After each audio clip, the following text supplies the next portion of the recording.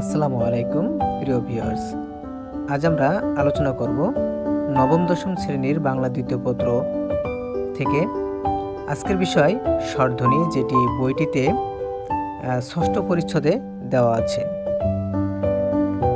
স্বরধ্বনি নিয়ে আলোচনা করব। তো আমাদের 1 নম্বরে যে প্রশ্নটি আছে সেটি হচ্ছে, উচ্চারণের সময়ে জিভের কোন অবস্থানের কারণে স্বরধ্বনি ভাগ করা হয়? 1 নম্বরের সঠিক উত্তর হচ্ছে ঘ। এখানে উচ্চতা, সম্মুখ, পশ্চাৎ তিনটাই হবে, এজন্য সঠিক উত্তর হচ্ছে ঘ। 2 নম্বর, রস্যু উচ্চারণের সময় জিভের অবস্থান কেমন হয়?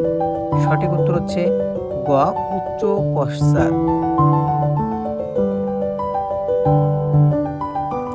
3 নম্বর, আ উচ্চারণের সময় ঠোঁটের উন্মুক্তি কেমন? 3 নম্বরের সঠিক উত্তর হচ্ছে গ, বিবৃত।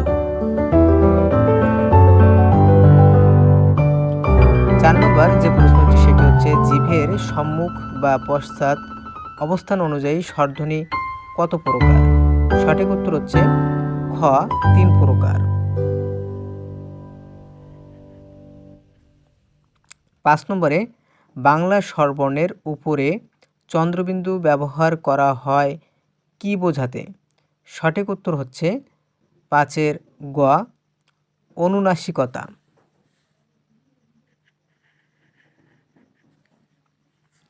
6 নম্বর, যে সকল স্বরধ্বনি পুরোপুরি উচ্চারিত হয় না তাদের বলে?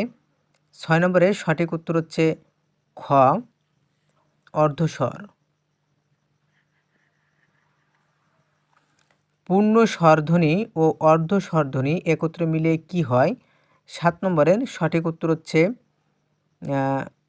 মৌলিক স্বরধ্বনি। দ্বি-স্বরধ্বনি, সঠিক উত্তর হচ্ছে ঘ হবে, দ্বি-স্বরধ্বনি। এখানে এই যে অপশন আছে, পূর্ণ স্বরধ্বনি অর্ধ স্বরধ্বনি একত্রে উচ্চারিত হলে দ্বি-স্বরধ্বনি হয়।